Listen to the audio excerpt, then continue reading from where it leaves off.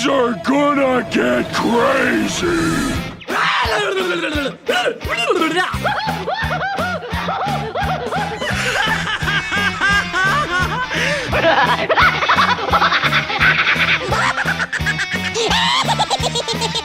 Most everyone's mad here.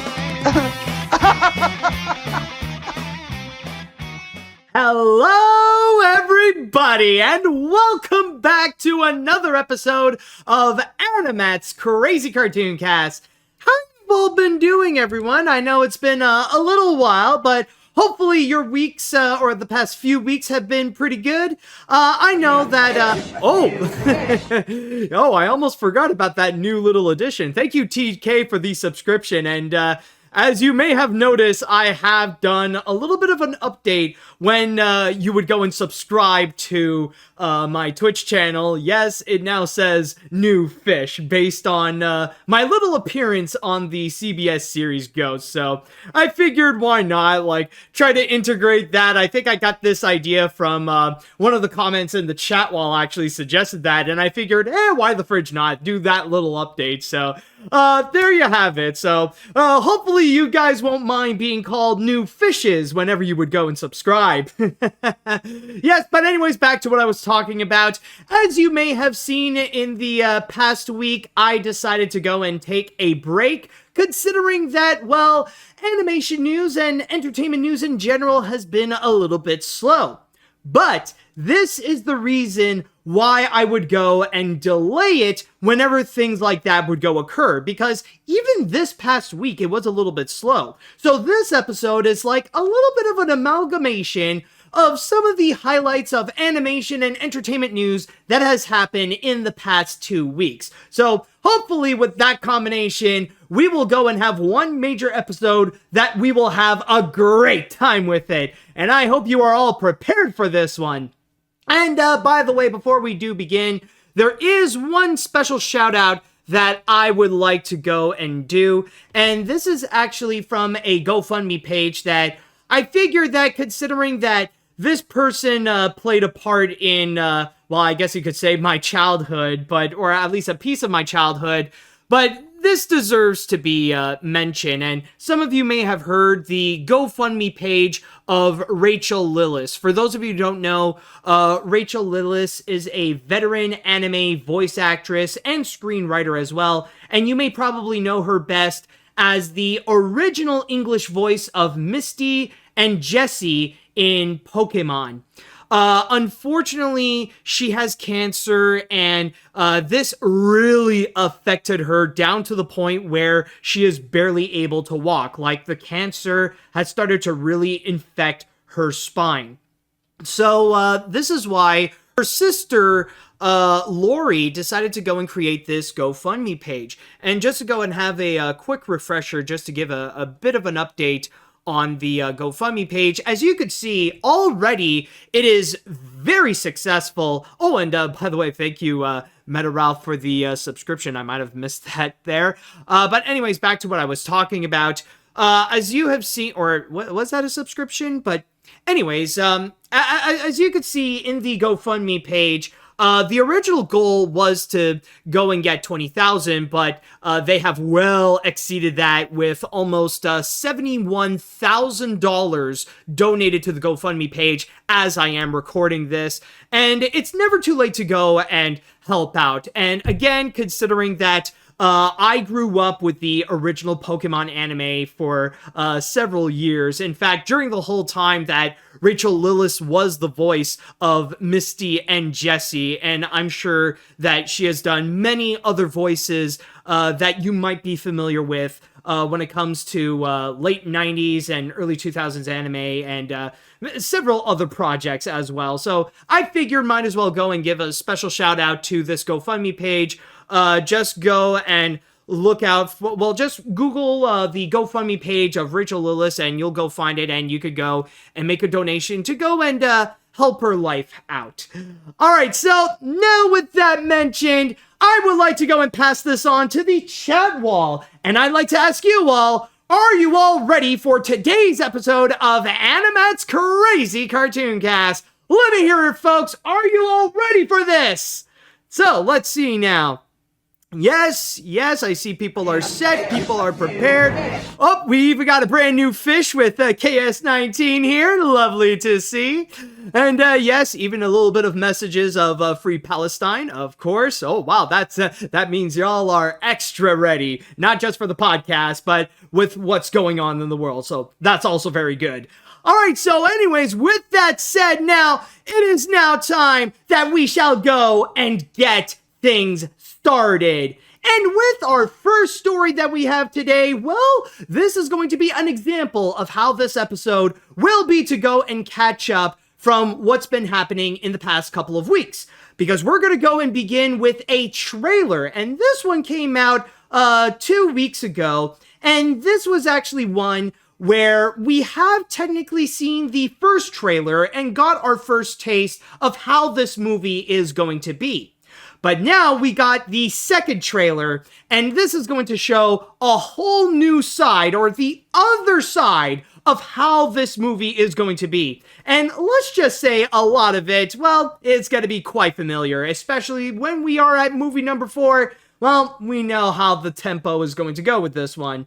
So with that said, let us begin with our first story as we take a look at the second trailer of the upcoming summer animated feature, Despicable Me 4.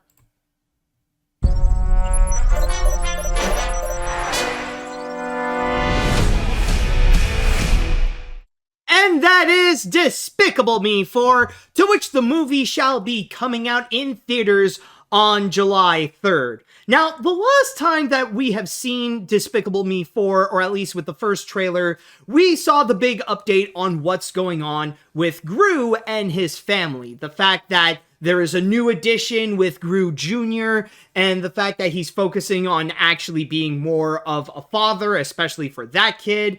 And you also see a little bit of that side plot as well with Gru, where suddenly he gets tangled up with more villainy and all that kind of stuff. So, like, we do have that side of Despicable Me 4. But with this trailer, however, with the second one, now we do see the other side that focuses a lot more on the minions. And in this case, there is a part of me that kind of feels like, with the way that they are presenting it, like, if it weren't for the fact that this is set in the modern times and it's not like some kind of period piece, I would have thought that this was just Minions 3. This would technically be like the sequel to Minions: The Rise of Gru, especially because of the fact that, like, not just with how, like, the focus is all on the minions, but it's especially with the comedy and the kind of shenanigans that they are presenting. But the biggest highlight that they are showing is the fact that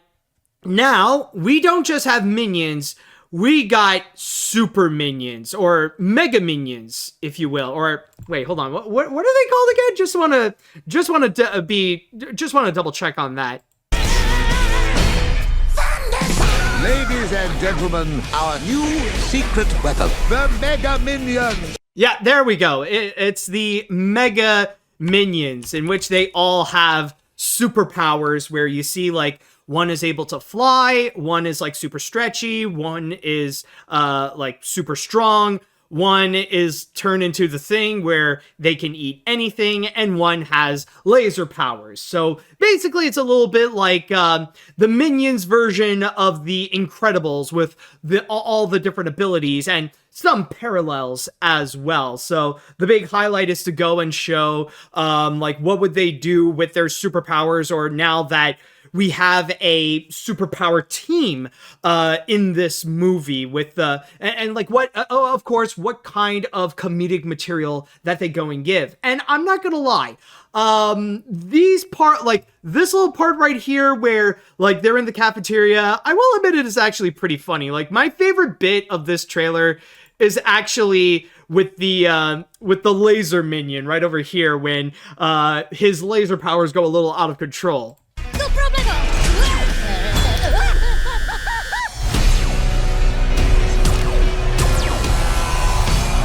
Like, I'll admit, that little part there, that was actually pretty funny. I love the way how, like, it just doesn't stop, and it even goes through, like, everything, goes through the earth and all that stuff. That, I'll admit, the joke is actually pretty cute.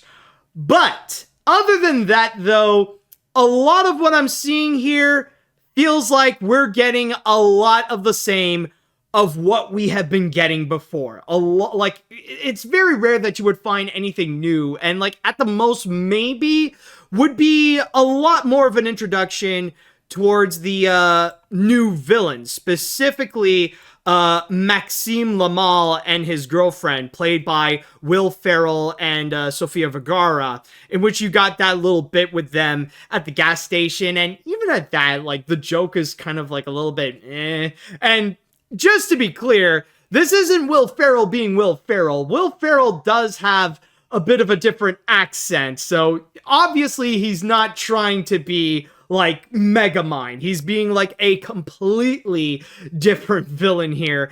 But still though, back to what I was talking about, there's just a lot of it that feels like what they are going to deliver here is more or less the same thing that what we have been getting again and again, not just with the Despicable Me films, but also with the Minion movies. You're pretty much, and in this case here with this trailer, you're getting a lot of the same Minion shenanigans that we all have seen many times before in the past Despicable Me films, with the same kind of goofiness, the same kind of gibberish, but now they got a little bit of new materials with the fact that, well, we have a superhero team with this. So in that regards, I will admit that I'm not as excited, even though I have enjoyed the previous Despicable Me films. Like, honestly, it's starting to feel a bit repetitive, especially when you do add on the Minion movies.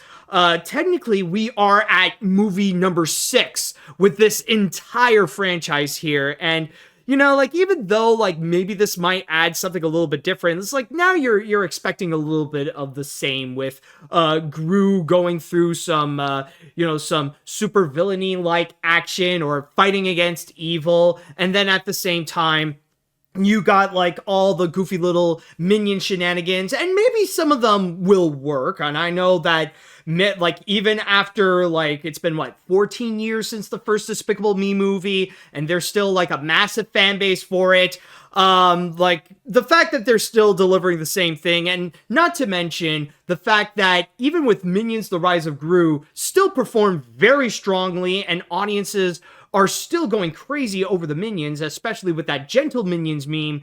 Like, I think this one is going to deliver. Like, it's essentially, like, Illumination knows very well what audiences want. They know what audiences want to have when it comes with more Despicable Me, with all the cute moments with the little girls, with Gru bonding with them, and also bonding with Lucy as well, and then you get the Minions being the comic relief. Like, right now, it feels like, okay, well, we're getting another Despicable Me film, and at this point, it's safe to say we know what to expect with another Despicable Me film. And if that's what you want, well, don't worry. They will definitely deliver on that. And, well, once again, chances are it could turn out to be another massive hit. Maybe another billion-dollar success. Who knows? But for me, though, like, even though I personally enjoyed the past Despicable Me films, like I am starting to get a little bit tired of seeing the same things again and again and again. And even with Minions: Rise of Gru, I don't hate it, but it's like, okay, we're getting, it's more the same Minion shenanigans. And even here, it's like, okay, we're getting more of the same Minion shenanigans. I mean, like, maybe I'll have a clearer picture once we see everything together. Maybe this could turn out to be a lot better than what I could expect right now. But it's just, for me, after watching this, I just can't help but feel like, okay, well, it's the same thing. And I mean, audiences are going to eat this up, definitely. But for me, though, it's like, okay, I mean, like, if they could deliver some funny moments, I won't mind. But it's like, all right, come on. Can you do something different? Can you try something new? Because honestly, it really starts to feel like these Despicable Me movies are starting to repeat themselves. Or at least this is the impression that I got from this trailer over here. Maybe by the time that the movie does come out, I'll have a bit of a change of tune, and then I'll see, like, maybe they will provide something new and try something a little bit more fresh when that movie comes out. But ultimately, we'll just have to go and wait and see when the movie does come out on July 3rd. And with that said, I would now like to go and pass this on to the chat wall. And I'd like to ask you all, what do you all think about the second trailer of Despicable Me 4? Did you guys enjoy it? Are you guys getting tired of it? Did you not like it? Let me know what you think. And also, I'm going to go and make a little poll on Twitch here. And I'm going to ask you all... Actually, let me just go and set this up right now. Might as well go and ask because, like, the release date is starting to be pretty soon. Summer is just around the corner. Will you be watching Despicable Me 4? So I'll just go and write down yes, and then I'll also write down no. And we'll see what the chat wall will have to say on that. Anyways, speaking of the chat wall, let's see what they will say here. I will admit, while I am a fan of the Despicable Me movies, this was just okay. It pretty much is giving me more or less the same. The humor is a little hit and miss, and I will admit the Mega Minions are cool, and a combination of The Incredibles, X-Men, and Fantastic Four. So overall, I'll wait and see. And I think regardless of how people think of the movie, I think it's still going to be a huge hit no matter what. Yeah, J. Monty, honestly, I completely agree with you right there. You pretty much summarized my thoughts exactly. But honestly, if I could go and put in a bit of a positive note, maybe the idea with the Mega Minions could actually work out extremely well. I'll say now, I know a lot of people did not really, but I personally actually did enjoy the third Despicable Me film. And for me, the biggest highlight of that is actually the Minions. Like, I would even go as far and say that some of the funniest moments featuring the Minions in general are in the third film. So maybe they could continue that pace and we could actually see that the Minions could still be hilarious and bring in even better material than what we have seen in recent years. Like maybe even better than the third film and especially compared to Rise of Gru. So that could be a possibility as well. Or at least that's my optimistic side speaking. So who knows? Anyways, my thoughts on the trailer is that I find it pretty fun. It's definitely not going to be a masterpiece since I could tell that the plot is mostly playing it safe, but I did enjoy the comedy and animation. I thought the Mega Minions were pretty interesting for a superhero film, although I'm worried that I don't want Despicable Me becoming the next Ice Age. I don't want too many sequels. One thing I'm glad about Maxime Lamal is a French villain that isn't the mime cliché. Yeah, that is true. I think it's safe to say, speaking of Megamind, I think it's because of the Doom Syndicate, why it's starting to become tiring to see, like, almost every French villain out there has to be a godforsaken mime.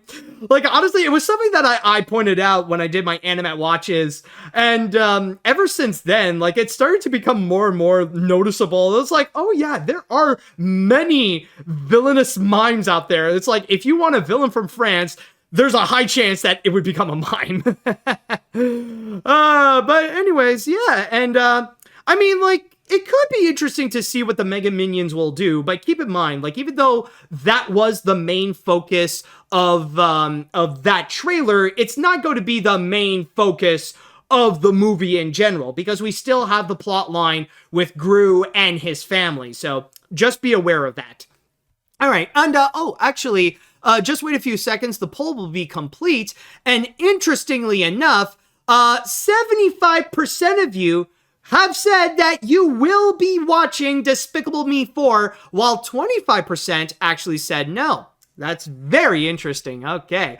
Anyways, let's see what else we have.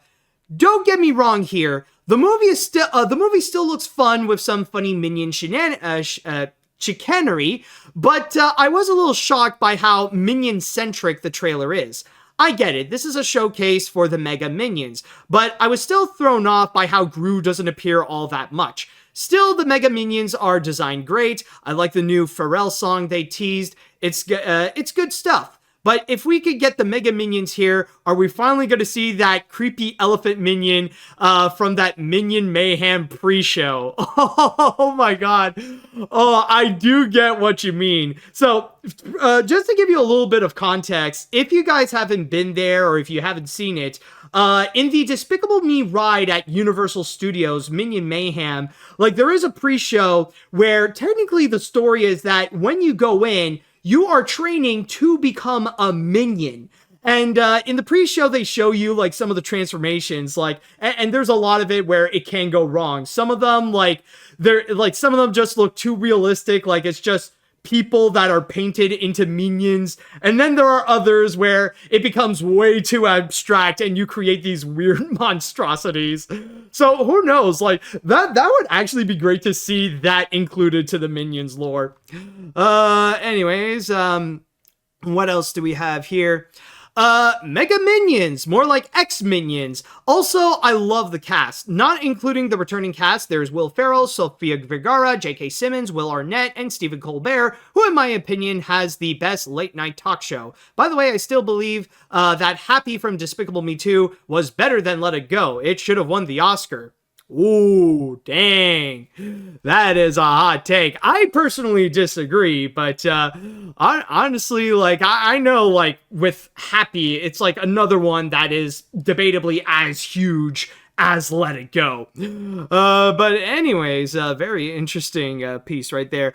Let's see. This trailer looked different in terms of editing choices compared to what I saw in theaters, especially the opening where it opens as a James Bond spoof.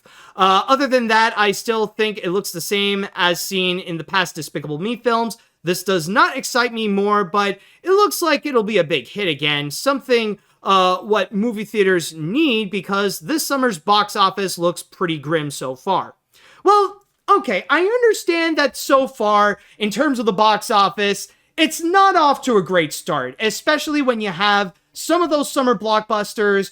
They've not been doing great so far, especially like The Fall Guys and If or Imaginary Friends. So far, not looking good. And like at best so far we got Kingdom of the Planet of the Apes, which I mean it started out all right, but we'll see how it goes in the long run if it'll continue. But then again, keep in mind, like we are going to be getting more and more as the time progresses. I mean, like, we are still at the start of the summer, and as I'm recording this, very soon there is going to be the Furiosa movie, which has already been getting high praise at cons, and also the Garfield movie, which will bring in the kids to movie theaters. So, like, it is just starting. I know it didn't start off great, but give it time and maybe the momentum will go and continue. All right, I think I'll read one more comment actually before we go and move on to our next, our first break and our next story. I will be honest, the trailer looks kind of cool. I really like the idea of minions being superheroes, and I find it funny that one of them became the Thing. But even at that, I think the trailer is just fine. I'm still gonna go and watch it when it comes out, though. It seems like it's running the franchise to the ground and just could have ended as a trilogy. But who knows? I could still be wrong, and it could be decently enjoyable. But I'll try to keep my hype a little low. All right, you know, honestly, it is surprising that people are still gonna go and give Despicable Me 4 a chance. Many of you are saying that even though your expectations may not be high, you're still gonna go and check this out. So, very interesting. I mean, I know I'm going to watch it because, well, I have to make a review of it, but hopefully my doubts on it could be proven wrong, and maybe this could be another enjoyable piece. I mean, again, I've been enjoying the Despicable Me film so far, maybe not as much with the Minions movie, but we will see how it goes with how Despicable Me 4 will go when it will be released in theaters on July 3rd. And with that said, we are going to go on to our first break, and when we come back, we're going to go into another trailer, but this time around with a movie that will be coming sooner, and also, well, just like with what we have seen with the first trailer with Gru, it will be the story about a dad, so stay tuned for that. All right, we are back. Now, for our next story, once again, we do have another trailer that we are going to go and check out. And with this one here, well, you may have noticed that one genre that's becoming more and more popular is kaijus. People are going crazy for giant monsters going rampant. And that is especially the case with what we have seen earlier this year with Shin Godzilla being a massive hit, and I'd even go and say an Oscar-winning hit. And also, one of the big successes that we've gotten this year so far is Godzilla x Kong: The New Empire.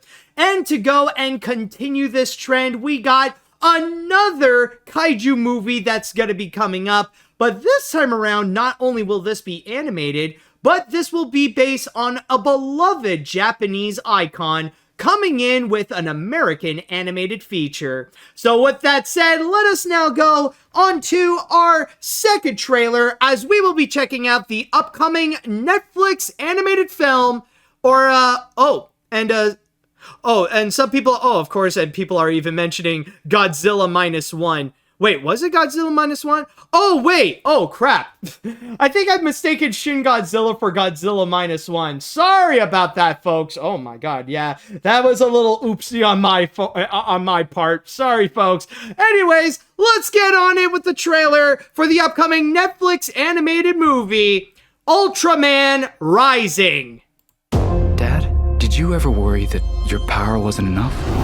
Ta-da! Ultraman, the ultimate babysitter. And that is Ultraman Rising, to which it will be coming soon on Netflix, June 14th. And honestly, this is something that I feel like this trailer pretty much proved me right on a statement that I've said about this for a little while now.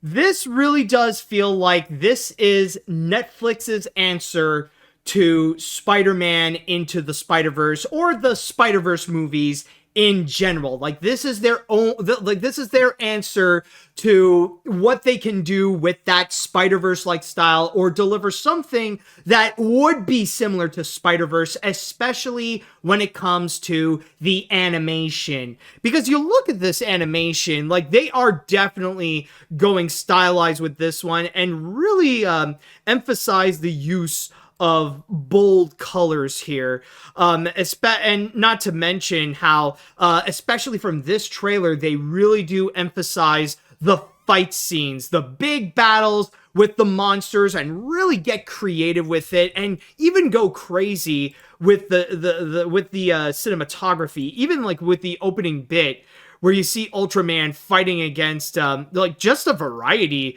of monsters in general.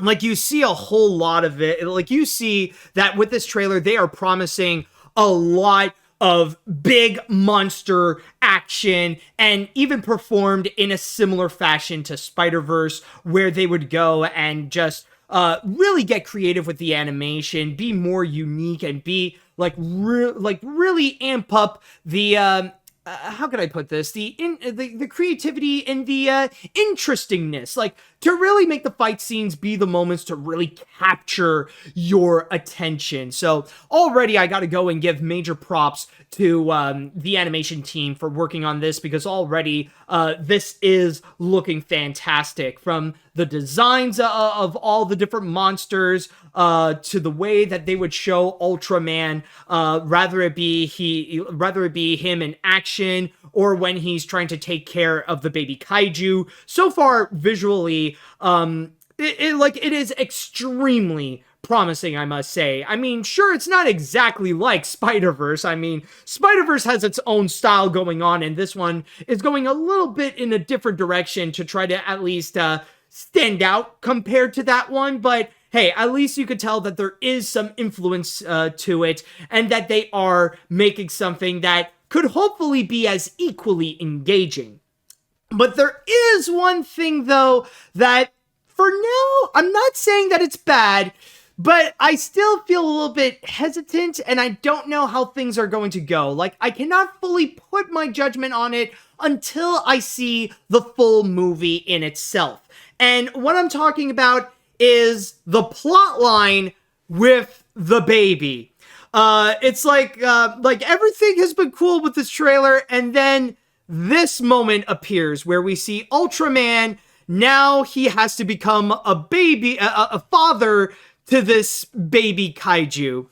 And based on what we have seen so far in this trailer, it honestly feels like now we are starting to head towards the direction that this is best described as a reverse Monsters, Inc., where now it's this movie that has an influence to the cartoon Feed the Kitty, but now the roles are pretty much reversed, where now it's the people, or it's the human who is going to take care of the monster in this world where we know that humans and monsters coexist, but in different, on like different parallels, if you do get what I mean. But what I'm trying to say is that, like, so far from what we have seen in this trailer, they are leaning in more towards that Monsters Inc. style narrative, where it really is more about the bond between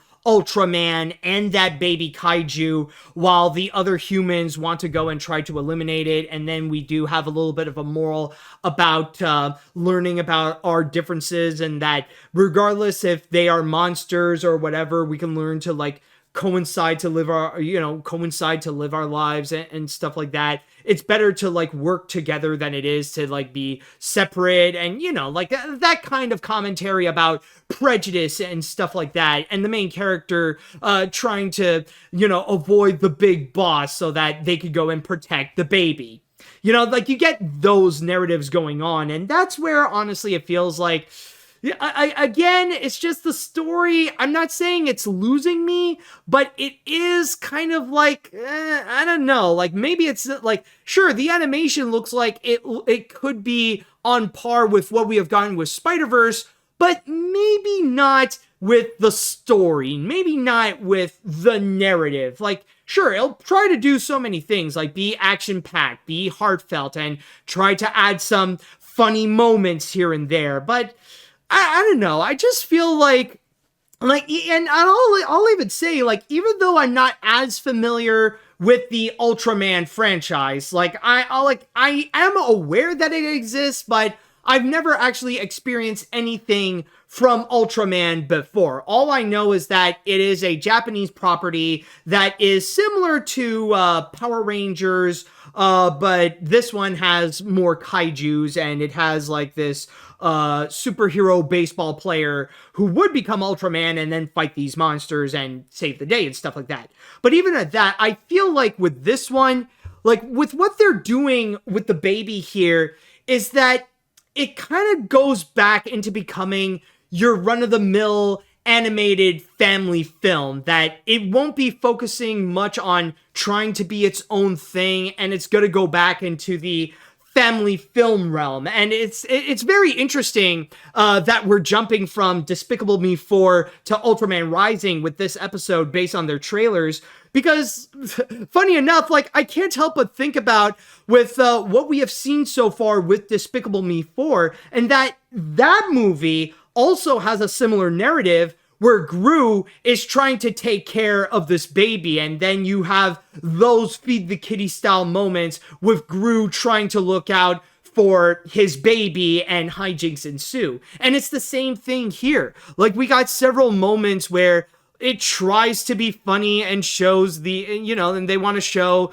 like these little hijinks going on. It feels like, okay, it's trying to be another family film again. So from there, I don't know. It's just, I'm not saying this is going to be bad. So far, like, there are a lot of very strong moments here. I mean, again, the animation, so far, it looks absolutely gorgeous. I think Netflix did a great job so far with the look, with the style, with the animation, and especially with the action. If you are looking for something that is action-packed, then there's a very good chance that Ultraman Rising will go and deliver.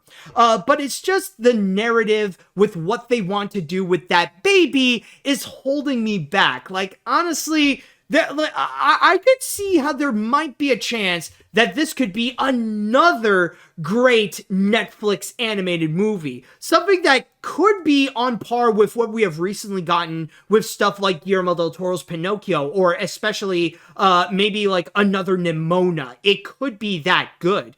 But it's just the narrative that I feel like I gotta have to wait and see, because so far, a lot of it feels comparable to stuff like Monsters, Inc. or Feed the Kitty. And then from there, you see the same typical animated family film hijinks that would go and ensue. And I'm just worried that if that narrative and the comedy that would go with it would water down this movie, that they would lose focus of what this could be, and it will just turn out to be another American family film instead of something that could feel like a legitimate Ultraman, kaiju, action-packed movie. But who knows? Maybe I could totally be wrong, and by the time that this movie does come out, it would be absolutely spectacular. But I guess ultimately, we will have to wait and see when this movie does come out on June 14th. And with that said, I would now like to go. I would like to go into the chat wall, and I'd like to ask you all, what did you all think about the trailer of Ultraman Rising? Are you guys absolutely hyped up for it? Do you guys have any questions about it, or do you feel hesitant? Let me know what you all think in the chat wall right here. And at the same time, I might as well go and write down onto the poll. And I'm going to go and ask you all, will you be watching Ultraman Rising? There we go. So let me just do yes, and then I will do no, and then we can see what the results will be. All right, so let's see what you all have to say about this. As someone who's a bit of a tokusatsu fan, this is a very interesting take, with the plot about the protagonist is being a parent to a monster. Although I've seen the plot line in other toku shows like Power Rangers in Space and its Japanese counterpart, Mega Rangers, and in the case of the latter, let's just say the baby in that show did not have a happy ending. If you know, you know. Okay, I'll take your word for it then. Okay, let's see now. I remember hearing about Ultraman. I watch a lot of videos of the game and hearing the theme song of the series, though I never really got into the franchise because I was more into Godzilla. But the trailer actually got me interested. The animation looks Spider-Verse-y, and the action seems, well, action-packed. Even though the narrative is more repetitive, I could see this as Netflix's Spider-Verse's successor. And I know you're aware of Godzilla and Ultraman, but are you also aware of Gamera?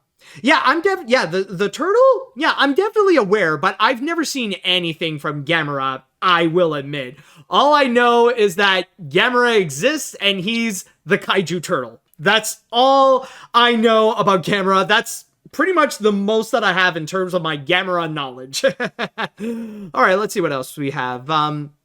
Between this and The Wild Robot, this really is the year of animated robotic characters raising baby creatures. I jest, but seriously, this looks so cool. The animation looks fantastic, coming in clutch with some killer action, and the relationship between Ken and the baby creature, while cliched, could lead into something sweet. I'm definitely going to give it a watch after I watch Inside Out 2, assuming I can dry my eyes before then. Or maybe this will make them wetter, who knows. Yeah, definitely. We will just have to wait and see on that. And also, I just want to go and clarify, like, even though I don't really know a lot about Ultraman, I don't think he is a robot, though. I know he has a bit of a robotic presence, but the thing with Ultraman is that he is human. He isn't like like when he's a person, like he's actually a baseball player, and then suddenly he just so happens to become a superhero, or like this giant superhero. So just want to make that clarification. And also, one thing that I do want to bring up that you have mentioned there is it is kind of weird how they decided to go and release this literally on the same day as Inside Out 2. Like, I don't know if Netflix has a lot of confidence. Maybe they really do believe that what they have here is going to be their version of Spider-Verse, and maybe expecting some Spider-Verse-like results.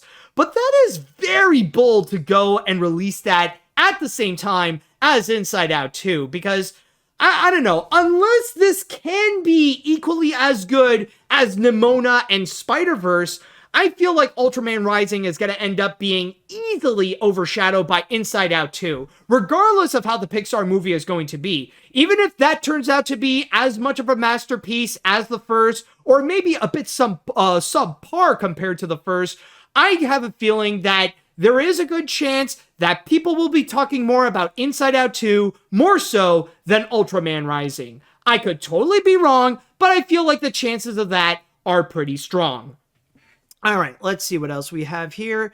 Do we have our results? Yes! By the way, the results of the poll that we did on Twitch, it says here that 76% of you are ready to go and watch Ultraman Rising. So just literally 1% more than how many of you want to go and watch Despicable Me for, interestingly enough, or just about the same results.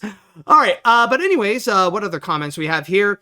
Let's see. Out of all the Japanese kaiju media that I heard or seen, I have never watched or am familiar with Ultraman before. Really, though, I didn't grow up with that franchise because I didn't watch or heard of it before. From an outsider's perspective, it looks all right, but it looks too familiar with the type of narrative I have seen before. I don't know if this will get me on board to checking out Ultraman, but it looks iffy to me. Okay, so that is nice. All right. So at least it's good to know that I'm not the only one that feels like the narrative is like, I don't know, folks. So far, Inside Out 2 looks like it's getting the winning end on that one. I feel more interested in checking that more so than I am with Ultraman Rising. I mean, I still gotta go and check out both regardless because of my job. But still, though, the one that seems to capture my interest a little more is with the emotions more so than the kaiju. All right, let's see what else we have here. Fun fact, this project was supposed to be made by Sony Pictures Animation from 2016 to 2018. But the director, Shannon Tyndall, moved to Netflix, and the movie has become an Ultraman movie. Anyways, I am just curious about this for being an action film, and I am a fan of the action genre, but this can be good. Very interesting. Let's see what other comments. Kaiju movies has always been popular for a long time. All right, that's fair enough. But I will say, though, it hasn't been as, it has always been popular, but it hasn't been as mainstream as what we are seeing right now. You got to give me that, though. Anyways, Ultraman looks amazing so far. My first introduction to Ultraman was in that South Park episode where Barbara Streisand turned into Mecha Streisand and Leonard Maltin turn into Ultraman. So yeah, kaiju has always been my thing, and I think this movie looks great so far. Double feature time with Inside Out 2. Well, yeah, you gotta go and drive to the movie theater to see Inside Out, then you go back home, and then you watch Ultraman Rising. Unless you could be very lucky and find a way to go and watch Ultraman Rising on the big screen if Netflix will allow it. I don't know, but so far we shall see on that. All right, I think I'll go into 2 more comments and then we'll go back into our next break and our next story.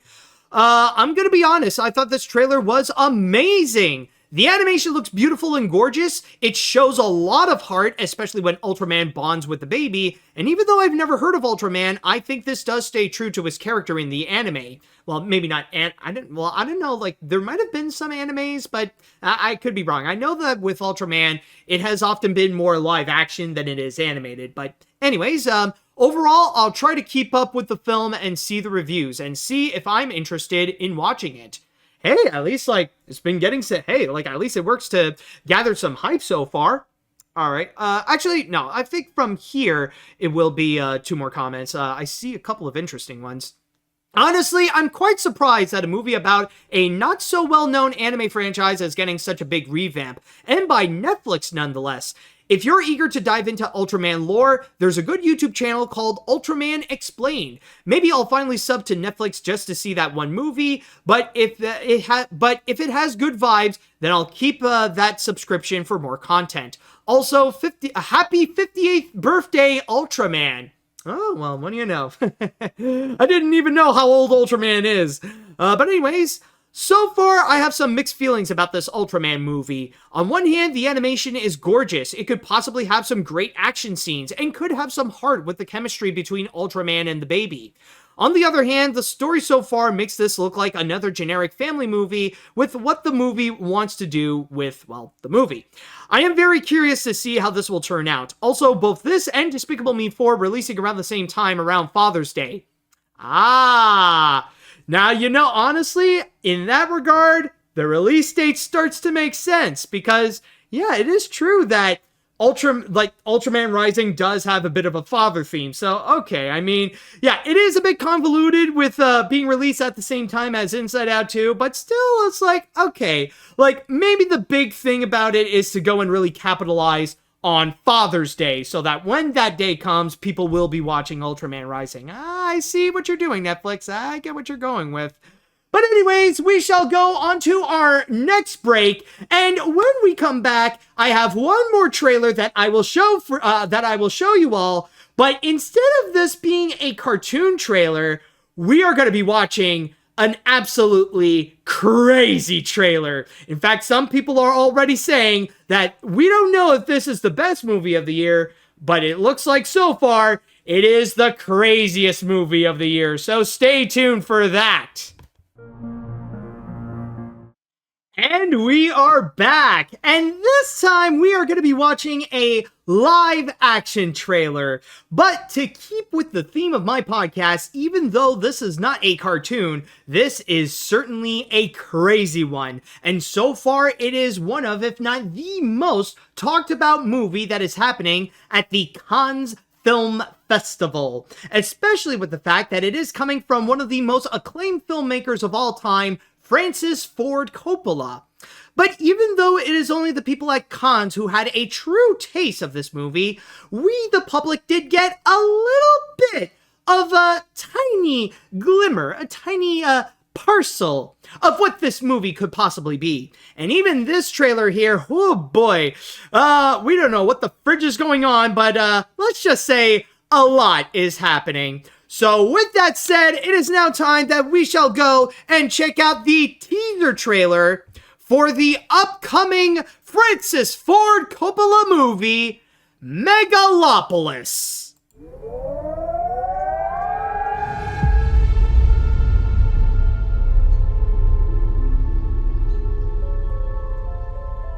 And that is Megalopolis, to which it is said that it will be coming soon in IMAX later this year. Now, we don't technically have a full-on confirmation as to when specifically or who will be the distributor. So far, it just says, like, I don't know if it's just IMAX themselves who will be distributing it, or if a major studio is going to come and, like, help out with the distribution.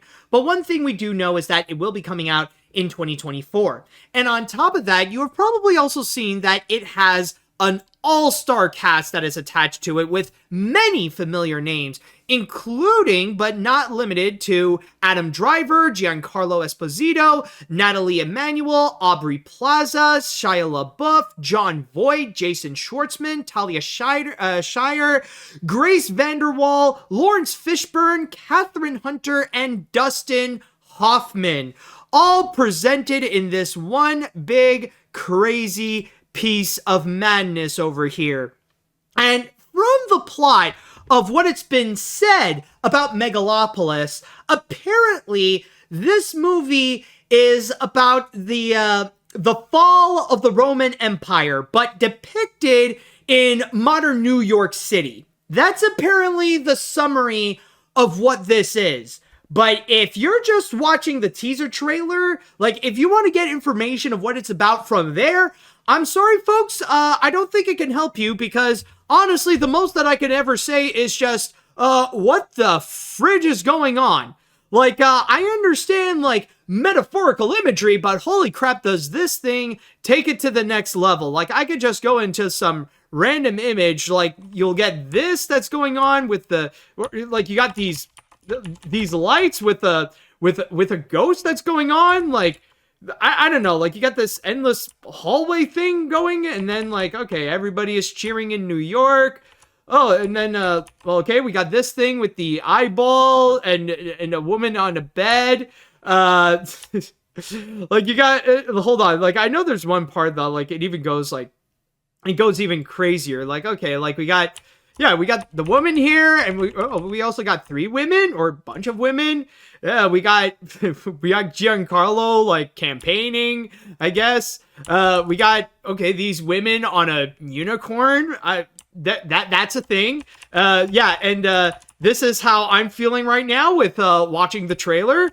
We got pro wrestling. Then okay, well, we got this happy Roman person. What else? So I know there's like a bunch of other like craziness that would go and happen. Well, we got this special little production. Okay, well, I guess he wants to, now Adam Driver wants to be a superhero right now, I guess. What else is there? Well, we got explosions, we got punches, we got smoke, we got Adam Driver watching a woman drown.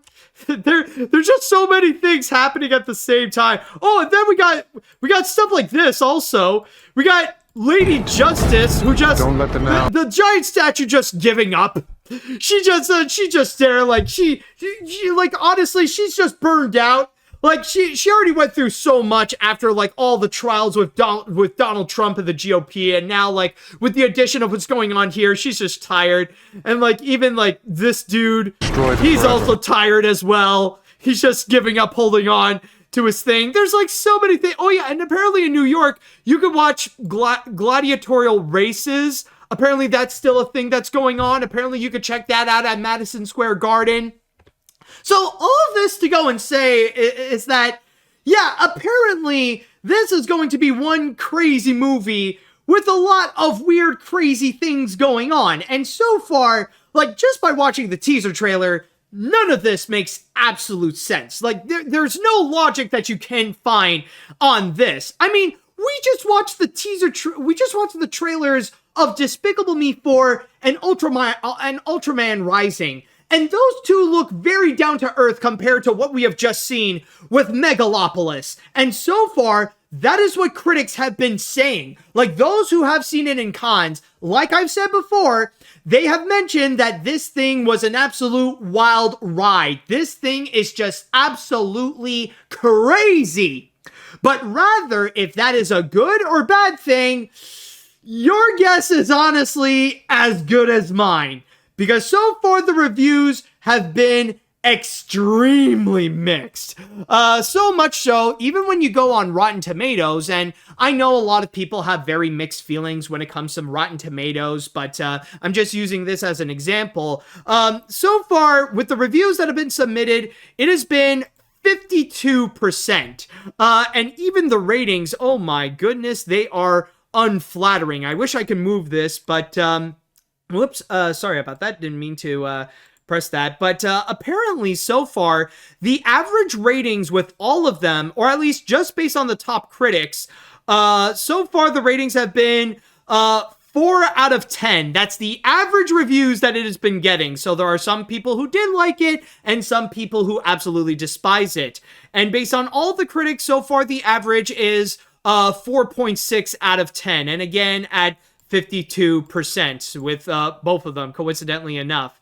And they even mentioned that with the movie, like, there's even more madness that we didn't get to see. There is even one instance, I kid you not, according to the people who have been at the screening of Megalopolis, there was one guy at the screening, he would just randomly jump up and he would go and say that, like, he would be like, talking to what's happening at the movie, and he would say that, "Excuse me, Adam Driver, I am from the press, and I have a question for you." And no joke, Adam Driver, in the movie, he actually looks at the guy and says, Yes, sir, I would like to know what your question is. So somehow you got this strange interaction that is going on, and honestly, like, people are kind of taken aback from it.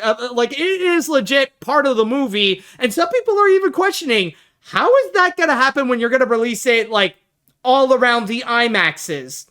Are you gonna go, like, does every IMAX has to go and hire an actor to be that press guy in order to get that full-on immersion, in order to complete the experience or the vision that Francis Ford Coppola has in there? Oh, and this, speaking of Francis Ford Coppola, this is not to mention about the production of what happened during the making of it. And I mean, I get it. With Francis Ford Coppola, as much of a legend that he is getting old as well. And unfortunately, it hasn't been that long ago since his wife passed away.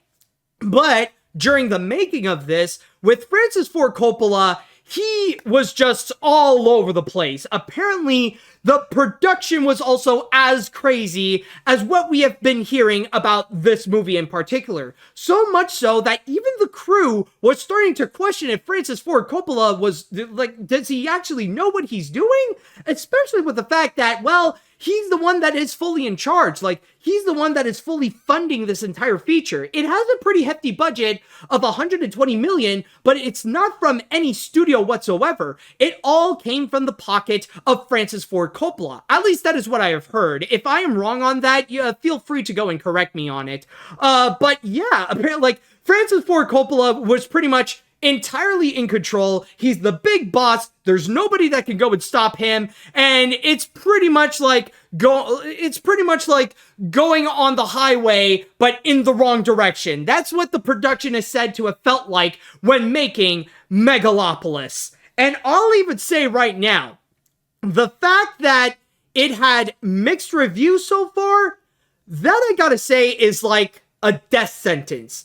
If you would go and bring your movie at cons and it did not get amazing reviews, regardless of how long the standing ovation can be, that pretty much is a confirmation that your movie is pretty much screwed, and there's a very high chance that is going to be a failure. Such is the case last year with Disney. You may recall in 2023 when Disney released both Elemental and Indiana Jones and the Dial of Destiny at cons in order to go and really hype things up for those films.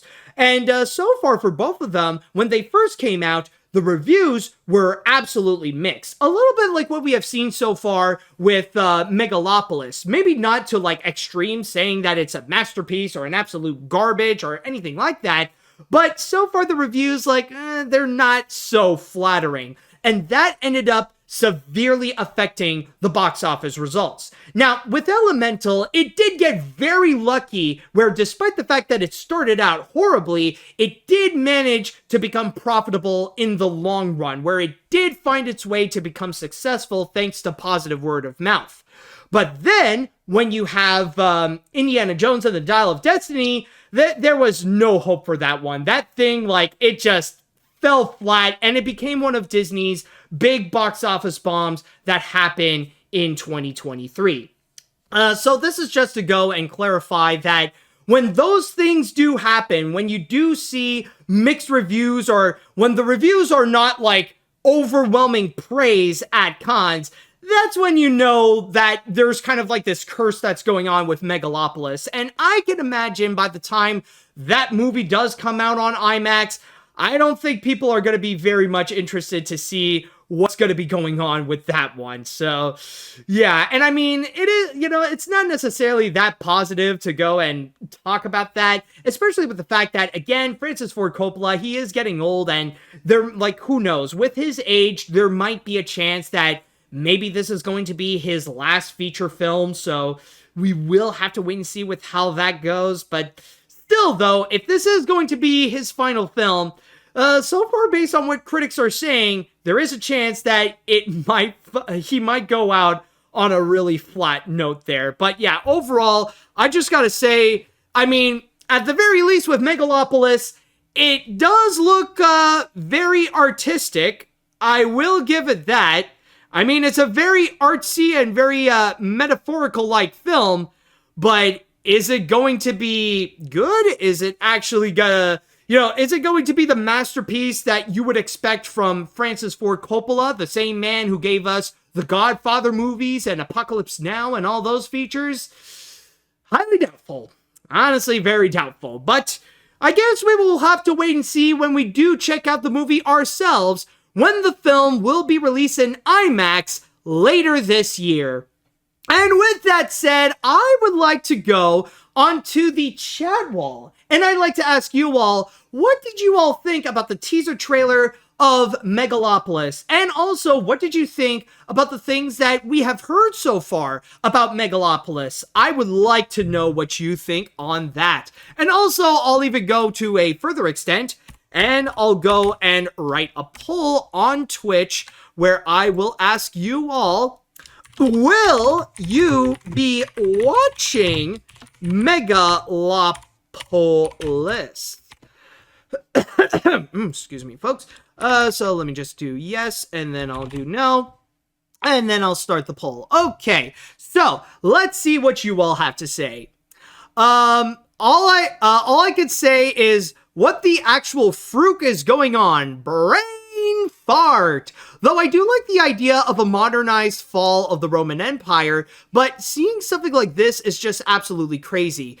Even though the special effects are eye-catching, but the insanity of this movie is just wild, and nothing makes any sense. It's just like me watching the 1974 movie Zardoz. That is the movie that I have no idea what is going on, but who knows what this movie might give us. I mean, I guess we'll see. Anyways, what other comments do we have? The best way I've heard someone describe this is that someone gave Francis Ford Coppola $120 million to remake The Room. And yeah, needless to say, is this what recreational drugs feel like? This is a very insane trailer. From the cinematography to the acting to whatever the unicorn scene was, watching it is like how I describe watching Boss Baby 2. It is a movie where every person involved is high, and yet I can't look away. I want to study this trailer. This is why cavemen drew on walls.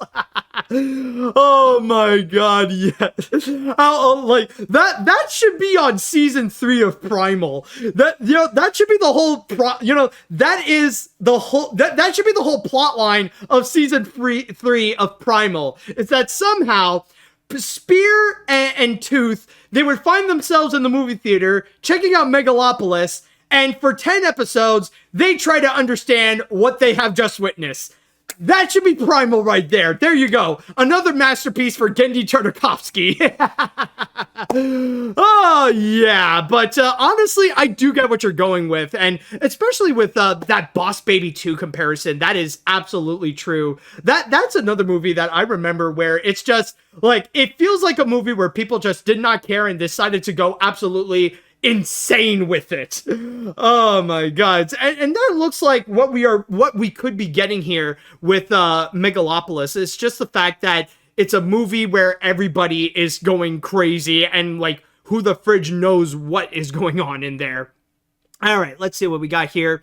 While I am a fan of a lot of the works of Francis Ford Coppola, I have no idea what I just watched with this trailer. And given the reviews being mixed, I feel like it's not going to do well. Not to mention the crazy production. I feel like Francis Ford Coppola might go out on a low note if this is his last film. Again, that is if. So we will have to wait and see on that. But yeah, like, you guys understand why I have to show you this trailer. Sure, it ain't animated. I mean, you do get some animated moments, especially with that fed up Lady Justice here.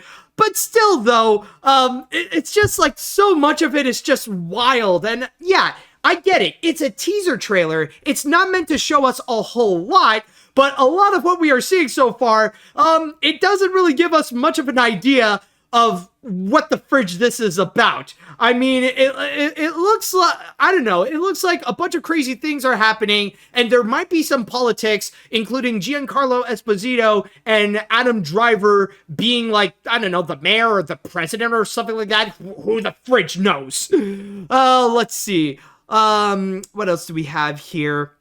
I have no idea what I'm seeing here. Not only everything that I've seen in this trailer looks crazy, but the production of this whole thing is even crazier than the film itself. It could end up getting nominated for Best Picture Oscar and Worst Picture Razzie at the same time if current critical reception holds. Yeah, you know what? I am going to be curious to know what this production is. I mean, this, you know, I am curious, like, talking about this, I feel like this could be an idea of making a history video. I know it's not necessarily animation related, but it wouldn't be the first time I would do this. I've already done that with 2019 Cats. So I would be curious to see if maybe I could go and do a video about the history of Megalopolis. That's just a maybe. I'm just conceptualizing. I'm just thinking about this idea. You could tell me if that's a good idea or not. Let me know what you all think. Anyways, what else do we have here? What other comments would there be? This is the first time I have seen this trailer from the looks of it, it looks like a crazy mess, especially since I heard that Francis Ford Coppola self-financed this project and was a mess of a production. I don't think a major studio will pick this, or even an indie studio too, as this is a polarized film that audiences will walk out of. I want to see myself to see how bonkers it is when it comes out. Honestly, there is a part of me that is actually curious. Yeah, and I'll even say that it is true. Maybe it is just IMAX that's going to go and distribute it. You know when this movie is way too insane, when even A24 is looking at it going, what the fridge is this? You guys know what I mean? All right, let's see what else do we have. I think we'll read 2 more comments, and then we're going to move on to the next break. I don't know what to think of this exactly. I might just have to wait and see it for myself, but it looks like this is a project that Francis Ford Coppola either has had faith in it from the beginning to end, or that he started into it with a lot of faith, but just got knocked sideways by everything that has happened in his personal life. Either way, it's such a shame that the mixed reviews have cursed this to be a flop right from the get-go. We wouldn't want Coppola's career to go off on a whimper, wouldn't we? Yeah, it's true. But I mean, I could totally be wrong. I mean, with that comparison with what I said about cons and what happened with Elemental and Indiana Jones, I mean, that's just one example. I mean, there is a chance that this could also be a tremendous hit, and the movie could make more than its money back in order to turn it into a profit. Who knows? I'm just making speculations here. And I mean, I have been wrong before, so we will see. Anyways, an original sci-fi film that's stylized and not a family film? Okay, this has my attention. Francis is bringing his family in again with his sister and nephew. Then again, he has always worked with his family. Nice. Overall, sounds like an interesting movie. I'm glad he made his passion project. Still can't forgive him for continuing to support Victor Salva. Look up their friends and Salva's crime. I hope Francis is proud of what he made and that he's happy with the result as a final film. Well, I'll just say now that, well, based on what he said at cons, he seems happy, so who knows? But again, if you are curious to go and check out what Megalopolis has in store, then don't forget to go and check out the movie when it comes out later this year. Oh, and I almost forgot, actually, the poll results from what's been said. So far, I have seen, the percentage, I believe... yeah, someone did write to me. Thank you, Reigns Gem. The poll ended at a 64% no. I see. Well, I guess it doesn't have that much interest compared to either Despicable Me 4 or Ultraman Rising, but, it's interesting. I can give it that.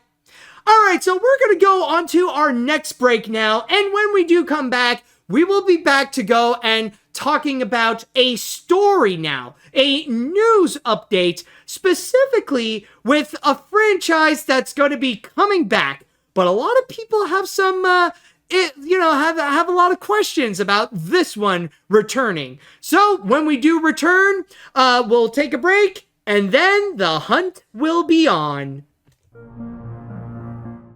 All right, we're back, everyone. And now for our next story, what we have here, we shall be discussing about The Lord of the Rings. I'm sure many of you have been familiar with The Lord of the Rings, whether it be reading the original J.R.R. Tolkien's books, or maybe you have seen the Peter Jackson movies. I know the movies is definitely the case with myself, and a lot of people would go around and say that they are some of the greatest fantasy films that you will find. Or maybe actually, just to go back a little bit, there are some other ways that maybe you are familiar with The Lord of the Rings and Middle-earth.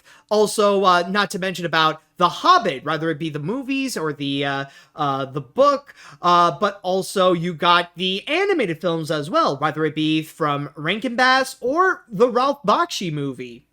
But with The Lord of the Rings, we do know that it will have a sudden comeback at the end of this year with the animated movie, The War of Rohirrim.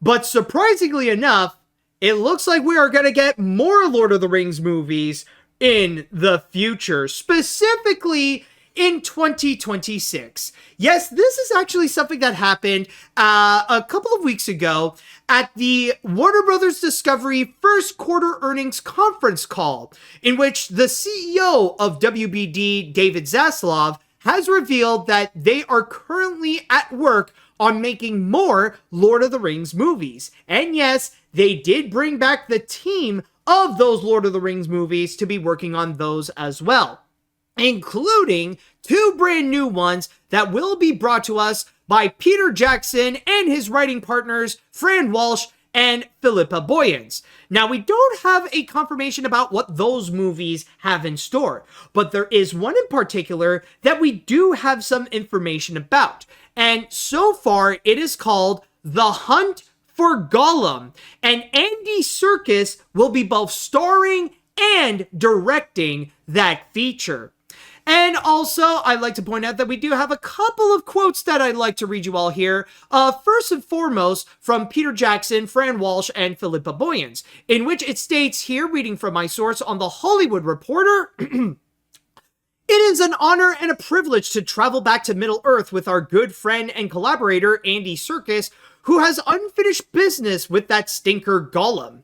As lifelong fans of Professor Tolkien's vast mythology, we are proud to be working with Warner Brothers Discovery film chiefs Mike DeLuca and Pam Abbey and the entire team at Warner Brothers on another epic adventure."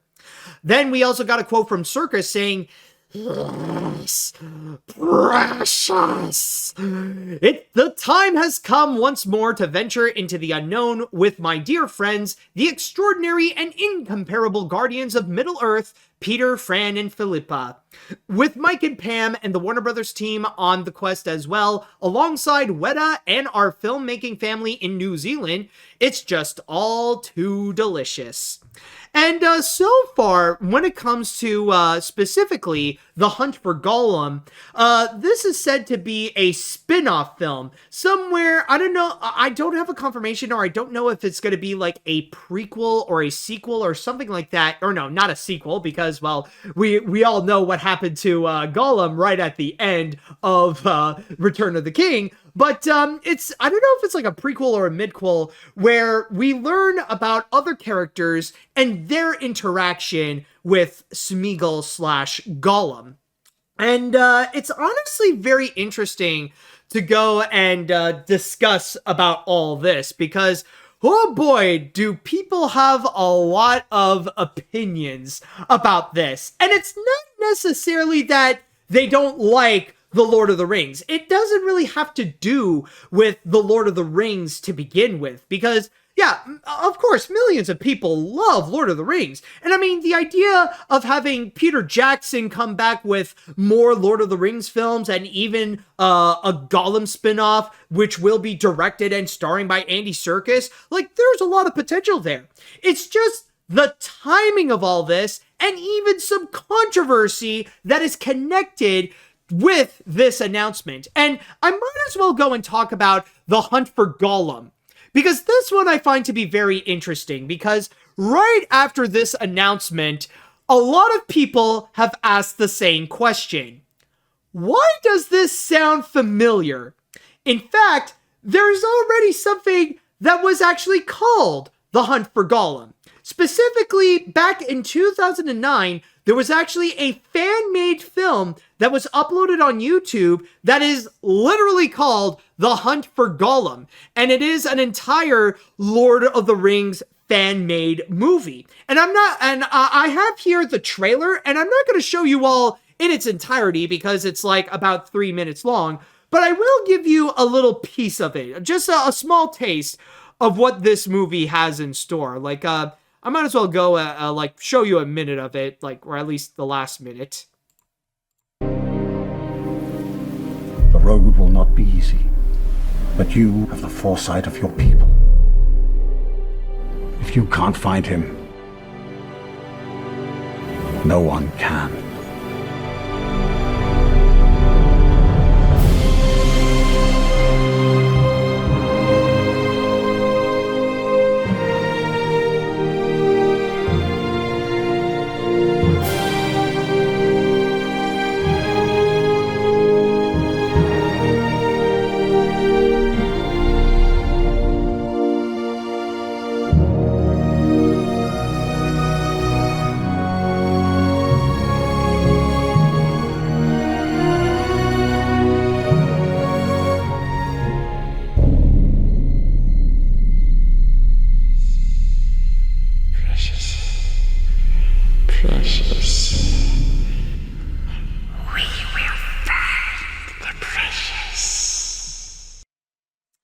So that was part of the trailer for The Hunt for Gollum, and it actually says in the description that, yes, this is indeed a prequel to the Lord of the Rings story. So, okay, that does make a lot of sense. So, basically, the reason why I want to go and show you is that, well, we already did have a Hunt for Gollum movie, technically. It's just fan-made. And a lot of people felt very suspicious that Warner Brothers might have taken this fan-made idea and tried to turn it into their own thing.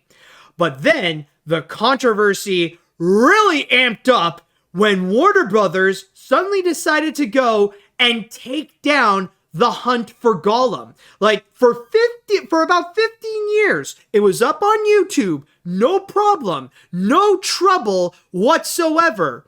But then suddenly, Warner Brothers decided, okay, you know what? We're going to go and take that down due to copyright.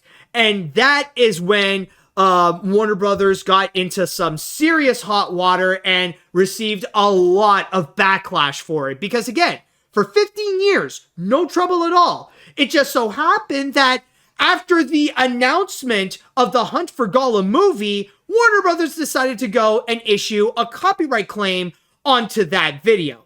Now, the good news is that the people who did work on that movie did manage to go and restore it, and you could still go and check it out on YouTube for free.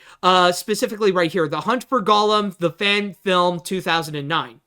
And specifically, it is from Independent Online Cinema, so you could feel free to go and check it out. But still, though, the fact that Warner Brothers would go and do that action, yeah, that is pretty iffy right there, and it just makes Warner Brothers look bad. So it just feels like a very bad move that Warner Brothers would go and try to, like, claim the Hunt for Gollum for their own, and it just made it seem like I don't know if that really is the case, maybe it's not, but it, like, with what happened, it just makes it look like Warner Brothers stole the idea for the Hunt for Gollum and decided to go and claim that as their own. But then there is another thing that is worth discussing about, and it's not just the timing of what happened with that controversy, but it is also the timing of this announcement as well, and where it was announced, because a lot of people felt like this is very suspicious, where right out of the blue, Warner Brothers decided that they're really going to go and amp up with a lot more Lord of the Rings films. And not just that, but to go and make more of them and be released in a couple of years, in 2026. Because the thing is that what really caused people to be suspicious about all this is where it was revealed. Specifically at Warner Brothers Discovery's first quarter earnings conference call. And because of that, you got to keep in mind that the main target audience that David Zaslav wants to go and address this to is investors, it's to shareholders, it's to people who put their money on Warner Brothers Discovery. That's the main target audience of this announcement in particular. It's not Lord of the Rings fans, it's not convention goers or anything like that. It's towards the people who have the money. It's for the shareholders. And that is why you've probably seen a lot of theories going around the internet where some have claimed that the reason why Warner Brothers Discovery is making more Lord of the Rings adaptations and making more Lord of the Rings movies is because they want to find a way to keep the rights.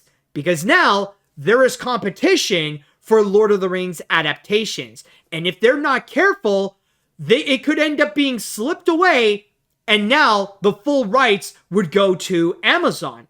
Because as you may know, Amazon is currently making their own Lord of the Rings projects, and ones that are not necessarily affiliated to the Lord of the Rings movies, or I think they're not associated, but anyways, it's Amazon making their own Lord of the Rings project with the series. And say what you will about that show, I've heard many different things about it. Yes, a lot of people have pointed out in the chat wall, the Rings of Power.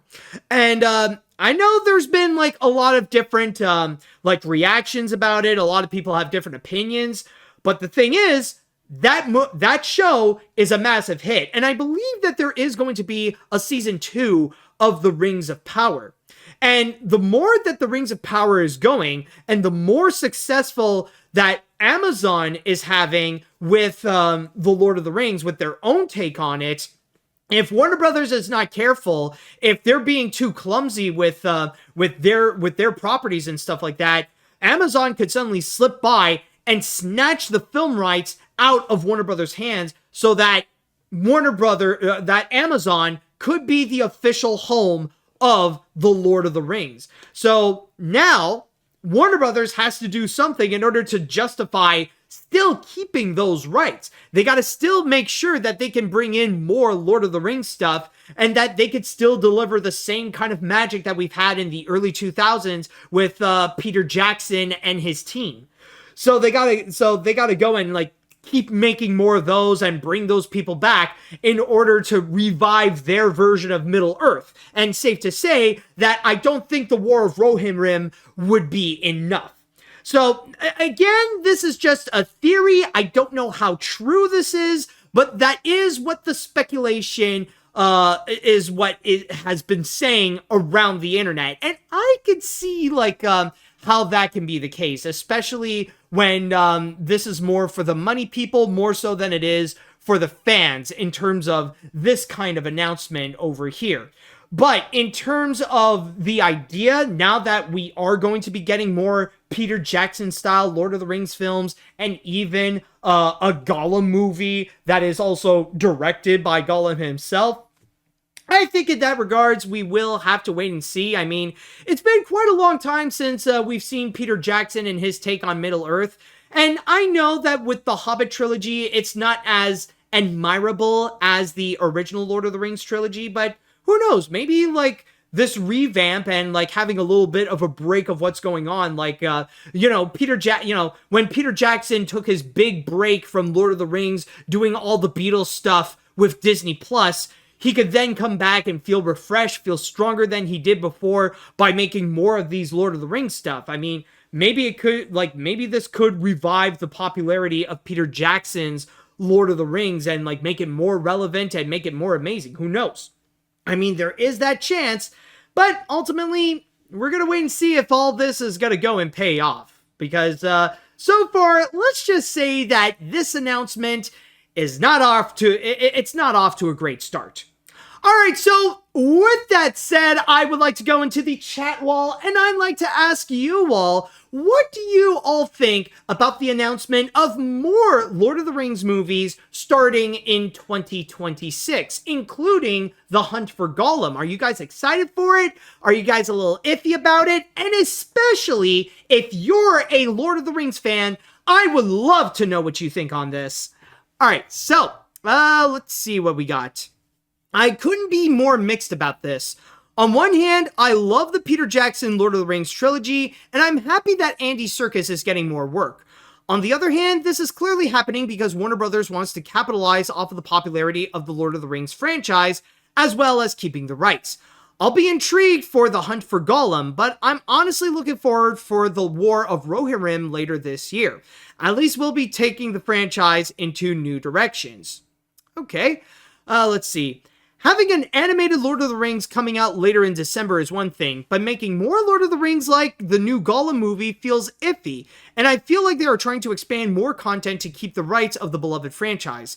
I'm not sure about it also. Bad move for Warner Brothers for taking down a Gollum prequel fan film. Oh, yeah, I don't think there's any denying that Warner Brothers took the L with that move.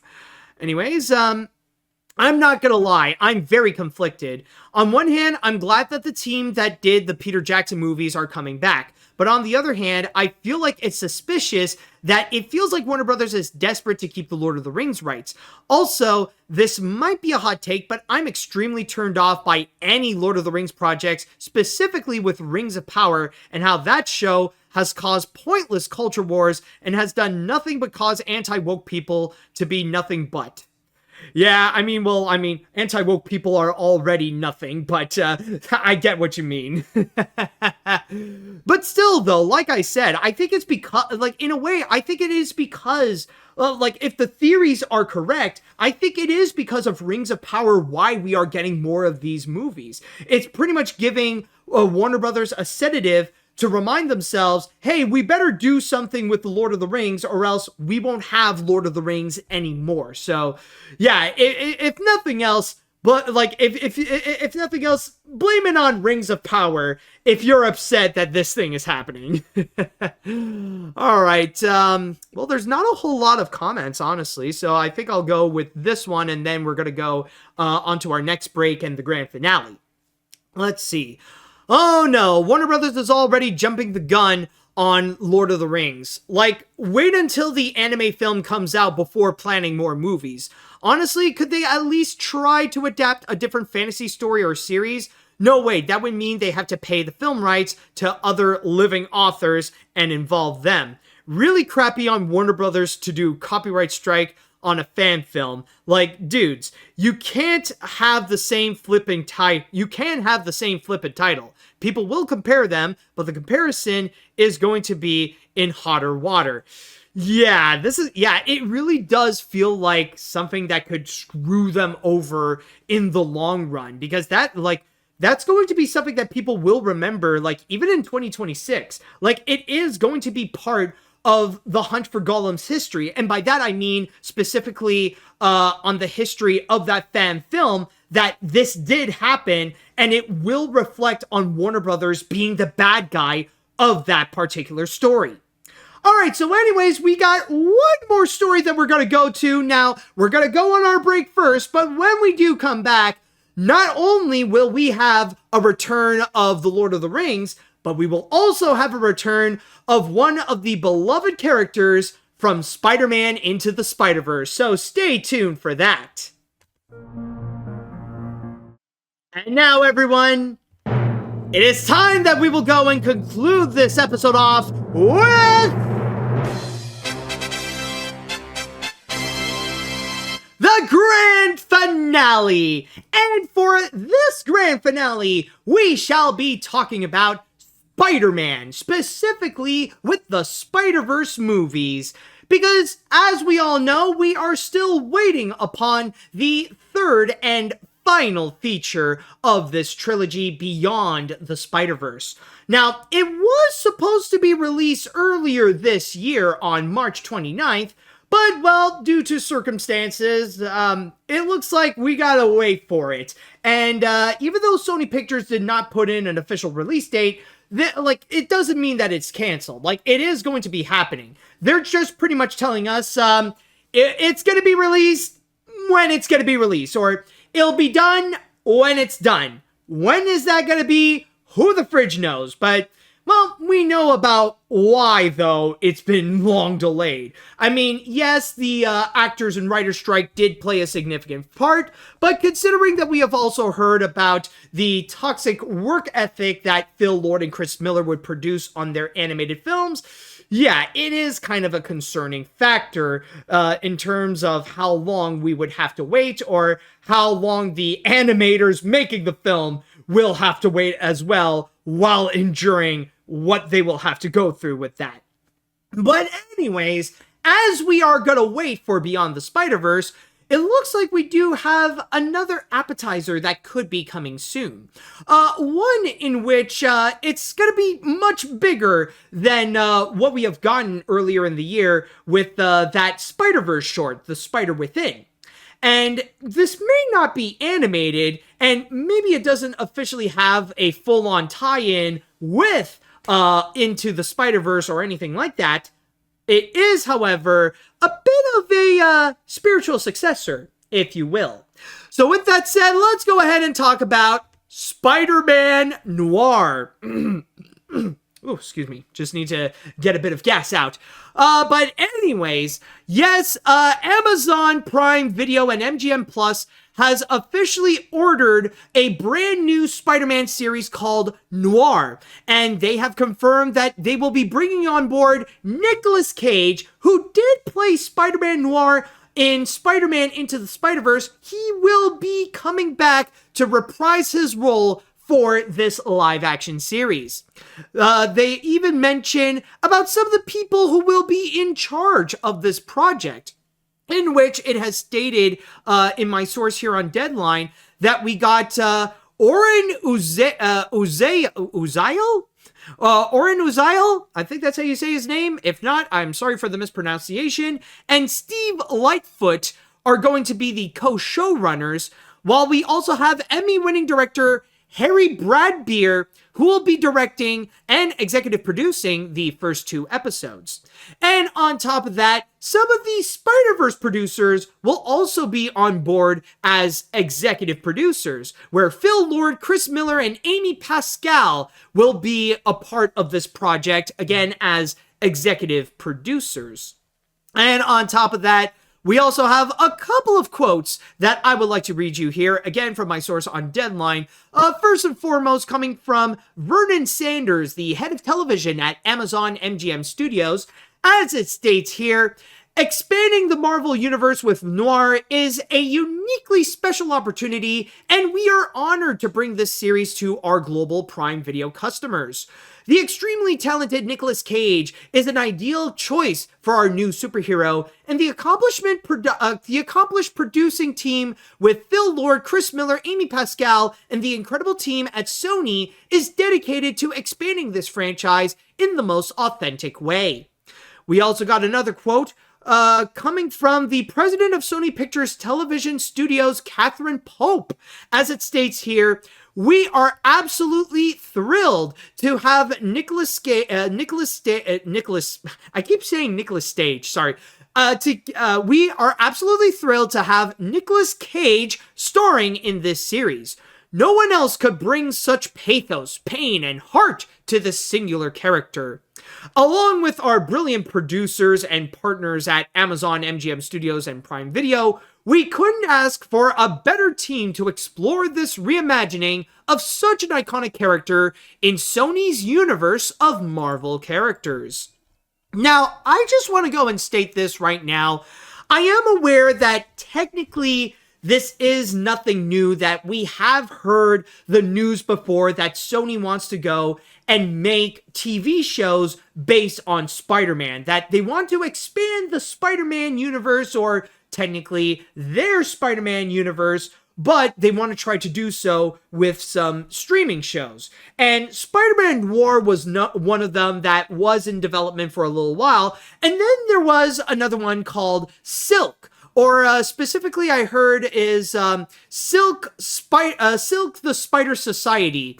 But then there have been rumors going on that, like, a lot of things are going on. Either that project was entirely canceled, or that they're bringing in a brand new writing team for it, or that they're changing directions. Either way, though, so far the idea of that one is pretty iffy. And even like right now, some people are even telling me that it is full on canceled. So far the only Spider-Man series that we know is going to be coming from Sony Pictures is going to be this Spider-Man Noir series. So just want to go and mention that. But the thing is that it is kind of interesting to see that now it's becoming more and more official that Sony is going to be making Spider-Man shows. And again, we have heard many times before, and even with, in fact, I remember like years ago, like back when Into the Spider-Verse craze was still huge, and there had been talks before about spin-off shows about some of the other members of the Spider-Man team from the first movie, like not just a Spider-Man Noir movie, but also, or not a movie, but a series, but also I believe a Penny Parker story, Penny Parker series, and a Peter Porker series. I don't know what's been happening with those ones. Maybe those have also been canceled, like with Silk. But for a while, the point that I'm trying to make is that for a good while, we have heard about Sony being very interested in bringing Spider-Man, or their version of Spider-Man, into a series. And one that is not necessarily attached to Marvel. And I know that a lot of people are probably going to bring up that, well, technically there is going to be some Spider-Man series that will be attached to the MCU coming to Disney Plus, including that animated series that apparently is still coming soon. We don't know when that's coming out, but that's not what I mean. I mean specifically from Sony and only from Sony.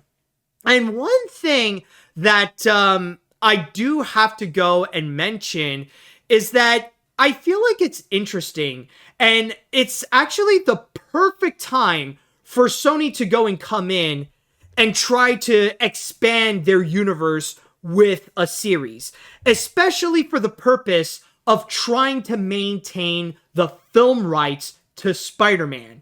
Because we all know how Sony is still really clutching hard onto that, but lately their grip is becoming a little bit more loose, especially with the more movies that they have been producing. Now, of course, there have been some features that have gone very well with audiences and have been big hits in their own rights, such as the case with the Venom movies and, of course, with the Spider-Verse films. But there's just one problem, though. Those movies in particular are coming to an end, or at least their particular franchises. Later this year, Venom will be releasing their third and final feature. And even with Spider-Verse, Beyond the Spider-Verse is confirmed to be the last one. And I don't think they're going to be interested in making any of those spin-off films. Even, I remember in a recent interview, Tom Rothman, the head of Sony Pictures, even confirmed that Beyond the Spider-Verse is going to be the last one that they are going to make. Which brings up the big question. What's going to be the future of Sony's Spider-Man universe after that? Because so far, other than that though, the other Spider-Verse movies that they've been making, complete disasters. You got Morbius, that's been an embarrassing bomb for Sony Pictures. It's been their biggest laughingstock since the Emoji Movie. And then you got Madam Web earlier this year. Same result. An absolute embarrassment and a complete box office bomb when that movie came out. And I'm just gonna say right now, it doesn't look like there's a lot of high hopes for Kraven the Hunter either, especially with the fact that they had to delay that film again to December of this year, where it looks like maybe that's not the case, but it feels like Sony is trying to bury it and try to have it be overshadowed by the other movies such as Mufasa and Sonic 3 and The War of Rohirrim, in the hopes that people are gonna forget about of what they've done with Kraven the Hunter and just set their focus on either loving or hating what other movies are gonna come out, like Mufasa or like Mufasa or Sonic 3 or whatever. In fact, like that's probably what Sony Pictures is holding, that everybody is going to give their attention to Mufasa and throw all the hate on that movie instead of giving any attention to Kraven the Hunter, because chances are that hate that Mufasa might get would be the same thing that Kraven would go and get as well. But the point that I'm trying to make is that so far, like, now it's becoming less and less profitable every time Sony would go and make these Spider-Man movies. It's not always a guarantee that having a connection with Spider-Man would make it become profitable. And even when trying to desperately connect it to the MCU, that's becoming both a detriment for both Sony Pictures and even for Marvel, which is why they've been dropping that idea for the future movies, like with Morbius or Madam Web or Kraven the Hunter and stuff like that. So from there, Sony is desperately looking for other ways in order to go and actually maintain those film rights, because otherwise, the entirety of Sony Pictures could legitimately be in danger, especially when they don't really have much other franchises that can be profitable. I mean, even earlier this year with that new Ghostbusters movie, that turned out to be pretty much a disappointment. Like, that was not as successful as the last Ghostbusters movie. You guys know what I mean? But the thing is that Sony now has to find other ways in order to go and justify keeping the rights of Spider-Man, and that it doesn't get into the hands of Disney and Marvel. And honestly, this could actually be the ticket. Because I feel like with this, if they play their cards right, and if they're able to make this Spider-Man Noir series actually not just good, but great to the point that it becomes a new must-watch series on Amazon, maybe even in the same leagues as Invincible and Fallout, then this could bring new life for Sony's Spider-Man universe. It could even prolong Sony to maintain the rights to Spider-Man, but especially to regain audiences' trust so that audiences would agree that Sony should keep the Spider-Man rights so that they could keep making stuff like Spider-Man Noir. It's a similar strategy to what happened with Disney and Star Wars, because with the sequel trilogy, technically yes, they have been major hits, but when it came to the reception, it's been absolutely mixed. And I know there's a lot of like those stupid culture war things, those don't count because, let's be honest, culture wars do not matter. But when it comes to them as movies, yeah, they have been getting a lot of mixed results, especially the last one, The Rise of Skywalker, which a lot of people agree that ended off on a pretty low note. But then Disney would try to go and look upon Disney Plus, where now that became their new avenue or the new home for Star Wars. Like, after they got a bit of embarrassments after the audience's reception of Rise of Skywalker, or even the financial failure of the Han Solo movie, they would go and move on to go and make TV shows. Just keep making series with Star Wars and just go from there. And that actually worked out beautifully in order to go and regain audiences' trust with their use of Star Wars. I mean, not everything they would go and make is perfect, but so far they have made a lot of very well-received projects related to Star Wars, rather it be The Mandalorian, Ahsoka, The Bad Batch, Visions, Obi-Wan Kenobi, and more. Say what you will about Disney Plus, and some could argue it's been more of a detriment to Disney's business. But one of the best things that Disney Plus has done for the company is to go and regain their confidence and people's trust with Star Wars. So much so that eventually Disney did find the courage to go and make another Star Wars movie, which is scheduled for 2026 with The Mandalorian and Grogu. And honestly, I think this is what Sony Pictures is trying to do here. Like, the big goal with this is not just to go and expand their Spider-Man universe, but it's to go and try to regain audiences' trust with Sony Pictures and their use of Spider-Man, because they have been losing a lot so far with stuff like Morbius, Madam Web, and even a little bit of Venom as well. I know it has its fans, but it also has its detractors as well.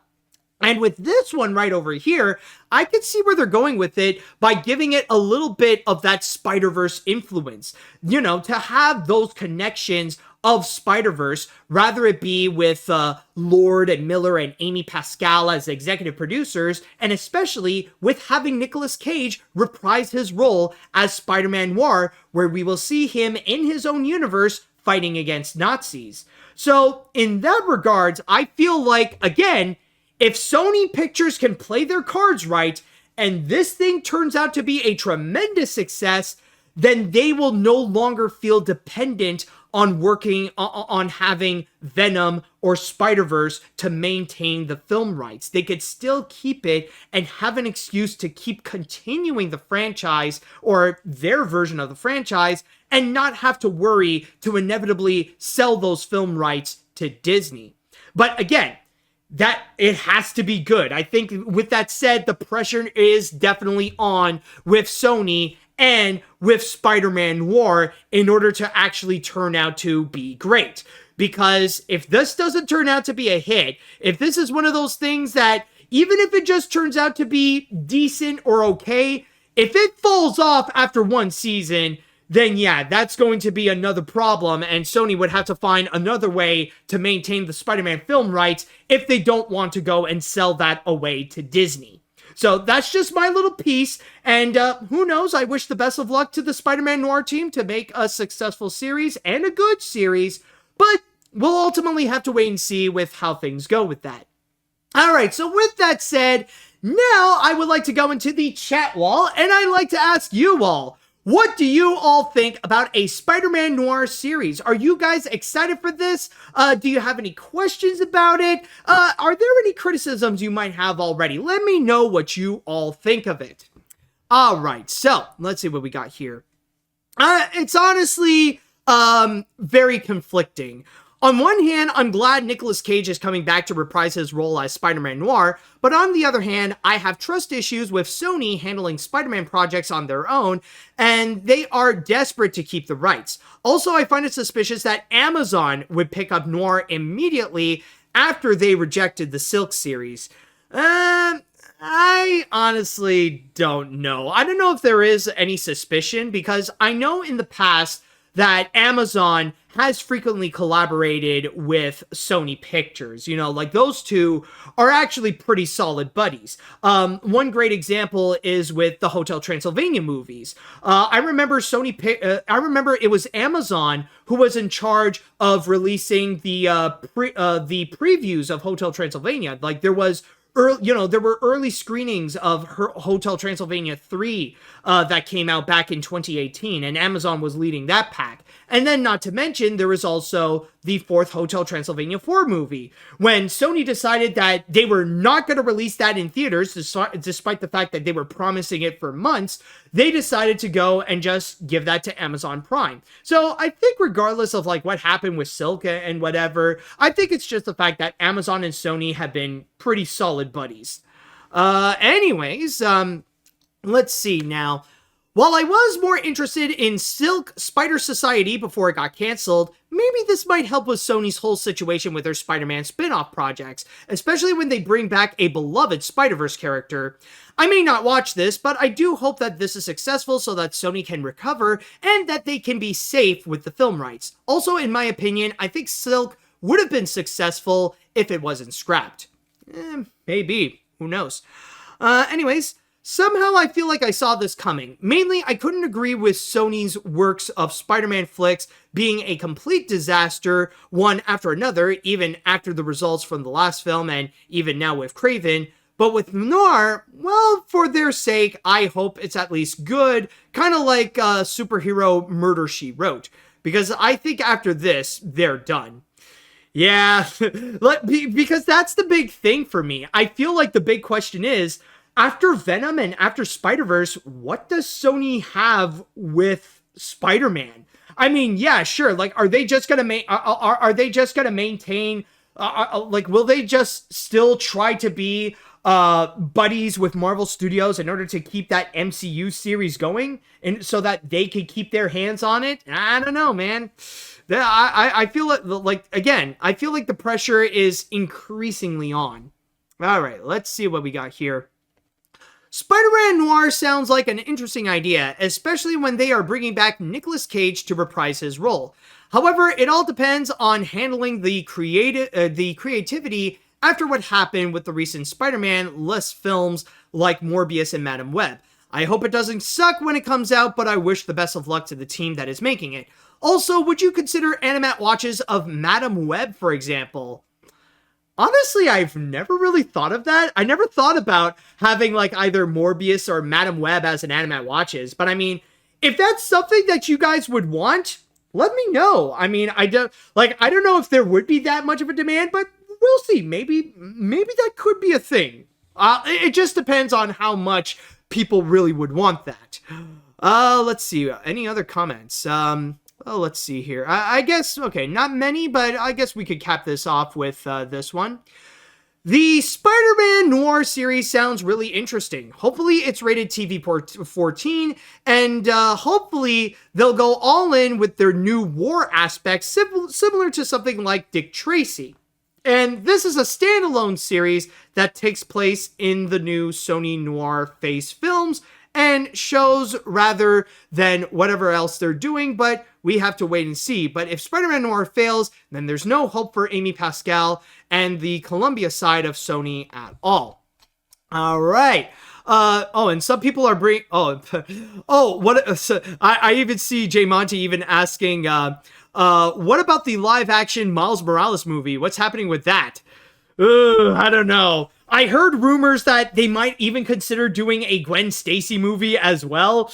I don't know if they're gonna go into the realm of live act. Like a lot of people, if they're gonna go into the realms like with making a Miles Morales live action movie or a Gwen Stacy live action movie, let's just say that people are going to view that as another live action remake. And I mean, if people are upset at Disney, wait till you see how people are going to react when Sony will have their own batch of live action remakes. And I think with that said, that should do it for this episode of AniMat's Crazy Cartoon Cast. Hey, thank you all so much for joining me back on this, and it's great to go and return, and hopefully we will be getting more animation and crazy news that will be coming in the coming weeks here.